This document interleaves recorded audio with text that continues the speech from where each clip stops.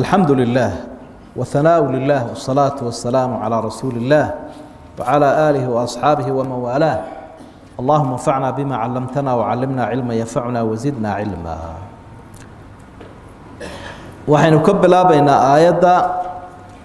166 min suurati al-Baqara. qaala Allahu ta'ala ilaahay baa wuxuu yidhi id waqti nabi maxamedow ka sheekeeyo dadka uga waran tabarra'a ay ka bari noqdeen ay ka gacan taagteen alladina tubicu kuwii la raacay ee la daba galay ee gaalada ahaa min aladiina kuwii bay ka bari noqdeen ay diideen ittabacuu raacay oo yidhaahdeen balaaya ayaa raacdeen wara'aw alcadaab labada qoloba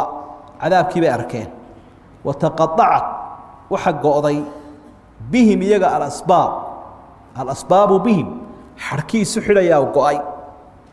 waqaala aladiina kuwii waxay yidhaahdeen ittabacuu raacay ee dabadhilifkii baa odhanaya low anna lanaa kara hadduu noo sugnaan lahaa noqod adduunyadii lagu laabto ayaa fiicnaan lahay fanatabarra'a minhu kuwanaanu annaguna dafiri lahay inaanu diidi lahay inaanu ka beri noqon lahay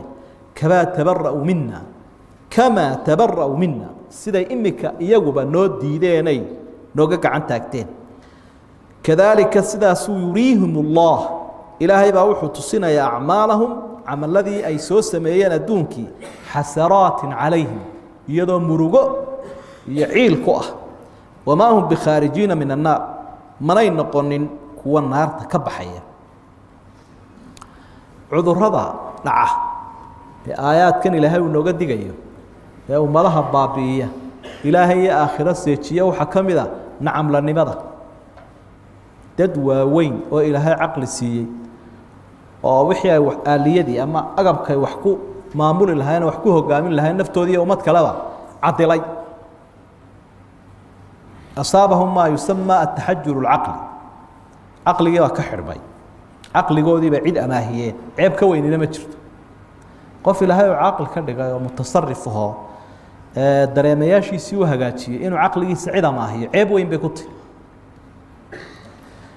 waa taa aynu nihi waa dabadhilif qofkii cid buu dabagalay sidaa iyo sidaa ma aha waa qadiyadda lagu yaqaano xoolaha iyo xayawaanka quwa almufakira ma laha laakiin iyagu talqiin bay qaataan iyo istijaaba xayawaanka qaybta maskaxda quwada mufakirada la idhaa ma leh ee insaanku uu la dheeriyey uu had iyo jeer markaad waxu sheegto su-aalku weydiin karo maxay saa ku noqotay maxaa saa u yeelaya wixii ma jiro marka ummadaha had iyo jeer waxyaabaha baabiyey ka midti had iyo jeer dadkii nebi maxamed calayhi salaatu wasalaam uu ka soo dhexbaxayna cudurkaasi wuu haystay waa innagaa ku arki doona aayaddaa soo socota ee 107 iyagoo le mee aabbayaasha ayaanu iska raacaynaayo diin kale eegi mayno waxba fikiri mayno caadada iyadii bay inoogu dhanta ceebtaasi maalintay aada u sii muuqanaysaa waxa weeye maalinka qiyaamaha la yimaado ayaa kii dadka duufsaday iyo kuwii dabagalee dabadhilifka u ahaa ee u nacamlaynayey ee iyaga laga dhex hadlayey waa la is-eedaynayaa waa la kala beri noqonayaa waa la kala firdhanayaa waa la kala yaacayaa waxa la yidhaahdo jariimaddu ama hasiimaddu jabitaanku waxa uu leeyahay kala carar iyo isnacaybshiiyo guushuna waxay leedahay guushu iswaheshi bay leedahay farxadna way leedahay maanta waa la jabay ilaahay hortiisa dadkii yimid ee diin la-aanta ku dhaadhacay way jabeen marka bal dadka haddaba xaaladdaa u sawiro wixii cid dabadhilif u noqon lahaa si uu maanta u xoroobo dadka u sii dig id tabara'a aladiina tubicuu min aladiina tabacuu waa ficil musamaaha iyo mid majhuula shantan aayadood 6 jeer buu soo noqonayaa ereyga tabica marba si uu u yaalaba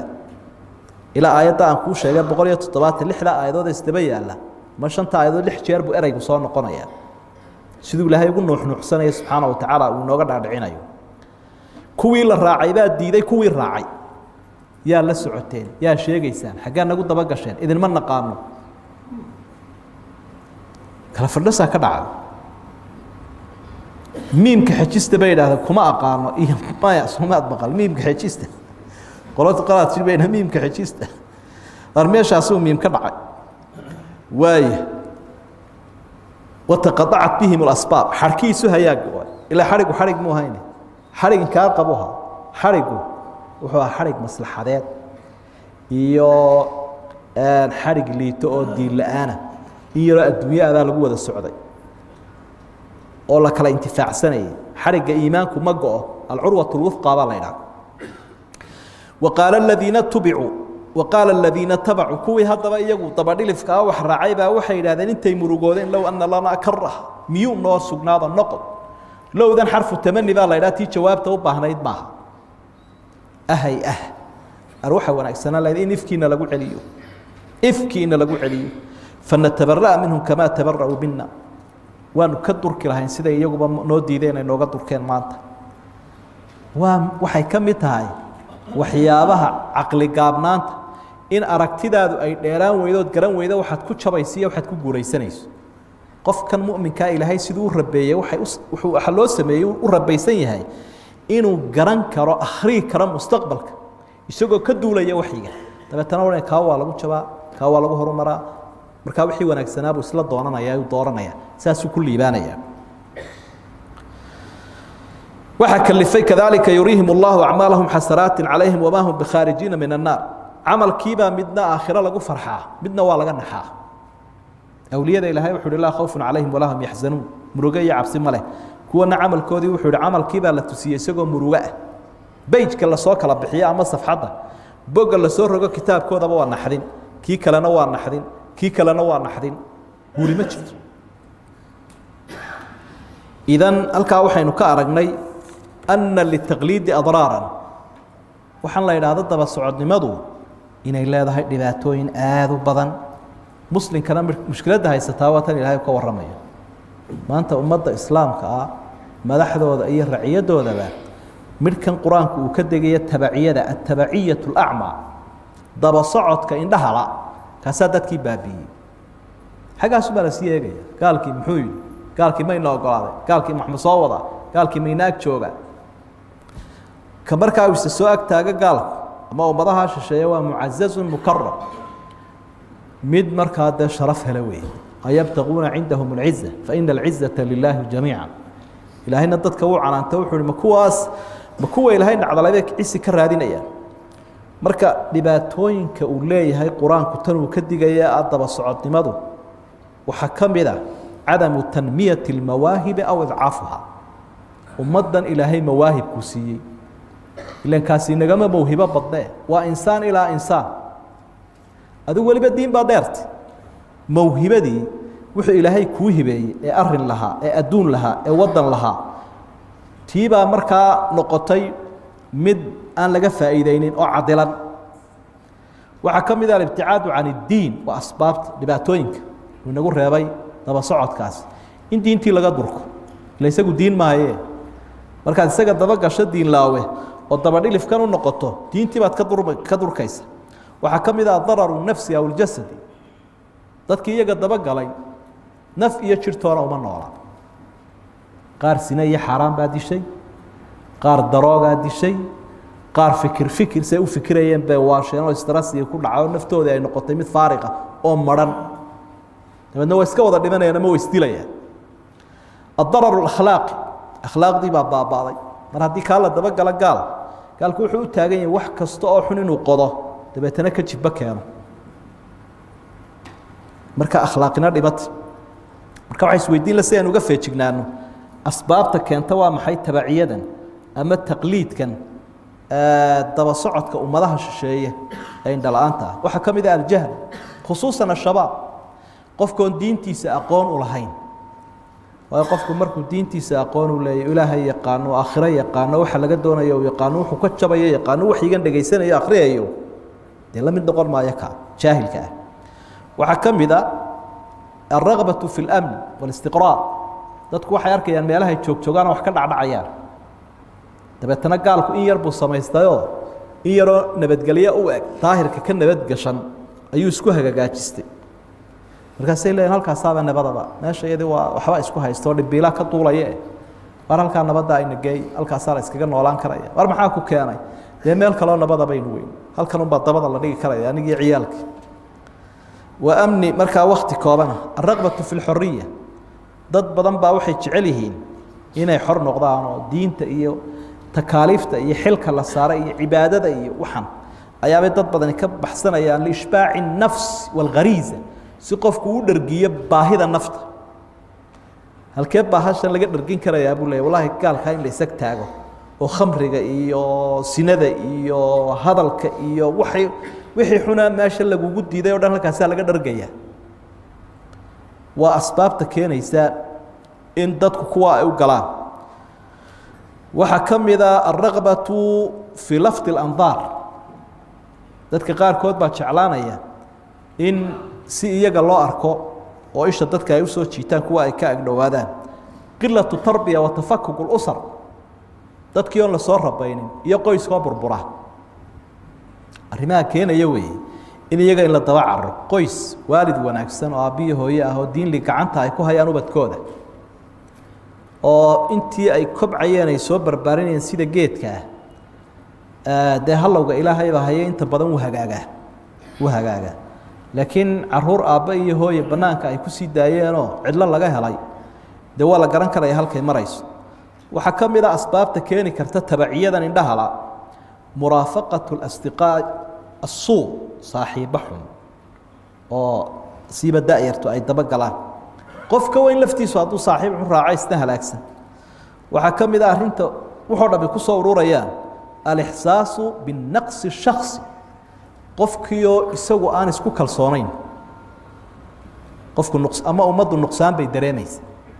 nuqsaan baa ayuu qofku had iyo jeer haddaad aragto qof daba socda cid kale nuqsaan buu dareemayaa isagaan isku kalsoonayn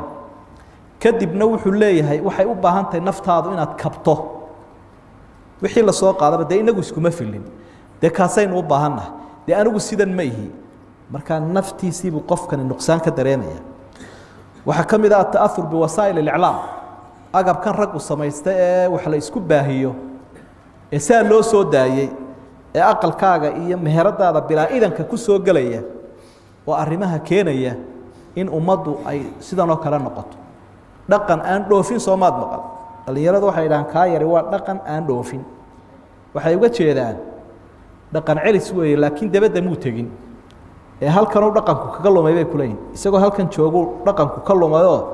markaa isagoo halkan joogu dhaqan celis u baahan yahi marka dhaqan aan dhoofin bay kusoo gaabiyeen ilmahaagii wuu kula joogaa wuu yar silan yahay boolun baa ka maqan marka iclaamkaasaa laga helay halkaasaa laga qaniinay waxaa ka mid a wujuud waqt اlfiraaq wakti gaab bannaan oo ilmihii aanu waxba baranayn shaqana haynin waa daayar siiba marka qofka bani aadamka rag iyo dumar iyo madax iyo racyad iyo dhalinyaraba hadduu waktigu kusoo bannaanaado dee ninkaa waxa xun walaaqayuu garabka qabsanaya waxaa isweydiin la maxaa cilaajahoo dawo u ah haddii cudur la sheega dawaa jirta dawaduna dee waa diintan waxaa dawo u ah taqwiyat اlwaasic اdiini dadka in kor loo qaado iimaankoodii iyo dareenkoodii diiniga aha in lasoo toosiyo oo dabeetana xumaantooda waxa uu ka siqsiqi karo waxaa ka mid ah caruurta in had iyo jeer muraaqabo lagu sameeyo gacanta lagu hayo saaxiibo wanaagsan loo dooro iclaamka dadka gacanta ku hayaana ay xil iska saaraanoo iyaguna ay wixii xun ka reebaan wixii wanaagsanna ummadooda u soo daayaan idan waxaynu u baraarujinaynaa masaladan waa mushkiladda ayna haysataba ummaduhu way isweeraraan dalkaa la iska weeraraa dunyadaa la iska weeraraa dadkaa la iska weeraraa laakiin intaa waxa ka sii daran caqliga la iska weeraro haddii qofka caqliga laga qabsado isagoo kula taagan buu dalkana bixinaya dunyadana wuu bixinaya dadkiisana wuu bixinaya wax walba wuu dhiibayaa ila waa la xadaye caqligaa laga haystaa marka meelaha la iskaga duulo cuquusha u daran waana kaa qur-aanku ka digaya nebi maxamedna wuu dhaartay latattabicunna sanana aladiina min qablikum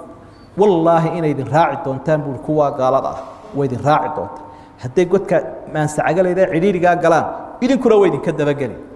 marka si ummaddu u sii jiri karto diintooda iyo dalkooda iyo dadkoodu laabudda min alxadar min hadihi tabaciyati alacmaa daba socodkan iyo daba dhilifnimadan indhahala waa inaynu aada uga feejignaano قال الله تعالى إلهي بأوحر يا أيها الذين آمنوا دتك إلهي الرمية كلوا وحا عنتان مما في الأرض وحا نلك نحدي ساعنا يا أيها الناس عفوا يا أيها الناس تضوا كلوا عنا مما في الأرض نلك نحدي سوحا حلالا طيبا سوى حلال دينا ومعانا ونكسا ولا تتبعوها الراعنا راعنا خطوات الشيطان شيطان كتلابوين كيس إنه لكم عدو مبين شيطان كوحدين هي عداوة عطيستي إنما يأمركم وحيد فرا يا شيطان بالسوء وحح يا والفحشاء والحمضة وأن تقولوا إيينا تراهدان على الله ربنا كشيكتان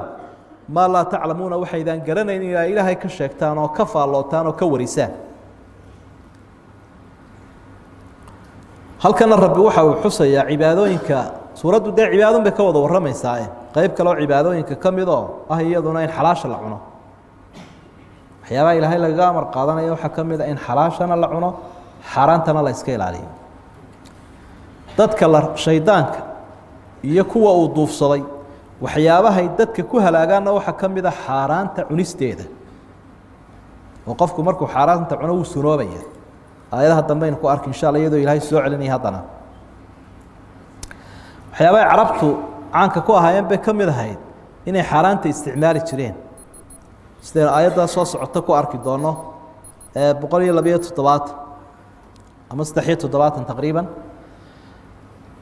حارانت سيعوني تشرين وكوا قرآنك إلهي وكدي إلهي وكم يدي حددك حوله هذا اللعونة يا بختي قال اللعونة يا دوفارك اللعونة وحا صورا في الحلال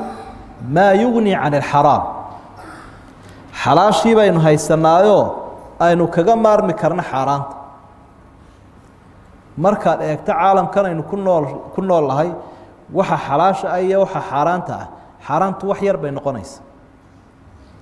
waxa xalaashiina aad buu fara badan yahay waa jannadii nabi aadam uu gabigeeda wada haystay oo xalaasha u hayd iyo geedkii oo kale markaad soo wada tiriseed soo wada eegto waxa tasarruf oo waxa dhaqdhaqaaq waxa daliya dad bayaala xalaashu aad bay u badanta marka yara xaaraantu ma ay ibleesku dadka u calaamadiyay kulka aayadu ha ahaato ku soo degto sababtu haatan nimankii carbeed iyo nimankii yahuudeed laakiin waa caam yaa ayuha naas dadoodan aayadu waxa kale tilmaamaysaa masalooyinka farciga in gaalka lagula hadli karo oo isaga laftiisa lagula xisaabtamaya aakhiro masalooyinka farciga waxaynu uga jeednaa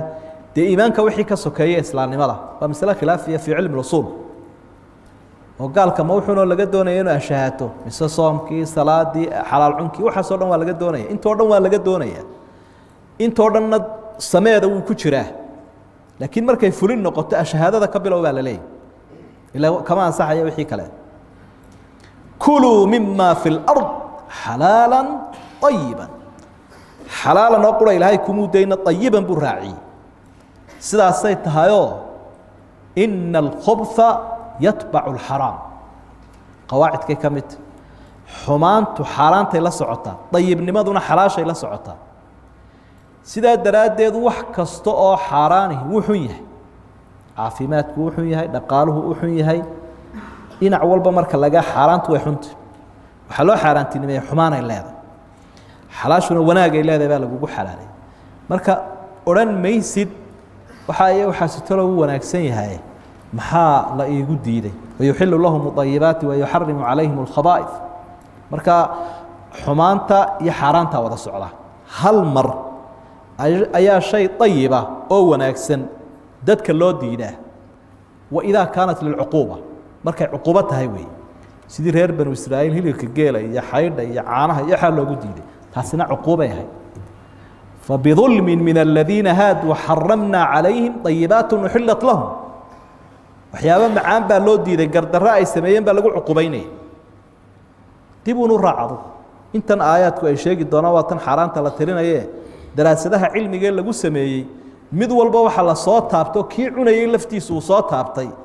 xaraantu in xumaan leedahay xaqiiqo weey ولا تتبعوا خطوات الشيطان إنه لكم عدو مبين حاران تود راعدو الشيطان كاد راد قريسا budulkiisaad ku taagantay iyo tubtiisa tallaabooyin ku saa u qaaday uu ku horboodaya uu ku gacan haadinaya gacan haadiskaasuu kugu wadaa haddaba cararina ka daa haadaantii naartaad ku dhiciyay inamaa yaamurukum bisuu'i waalfaxshaa'i wa an taquuluu cala allaahi maa laa taclamuun assuu'u waalfaxshaa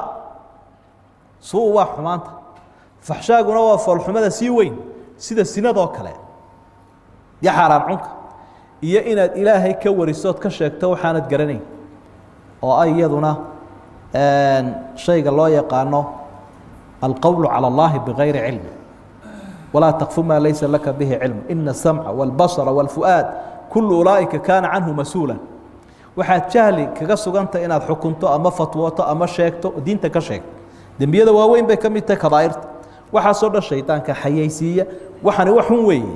fidrada saliimkiya mid diin qofka caafimaad qaba ee aanu shaydaanku duufsanna uu diidi lahaa laakiin shaydaankaa burushaynaya oo xayaysiinaya oo qofka jeclaysiinaya wallahu subxaana wa tacaala aclam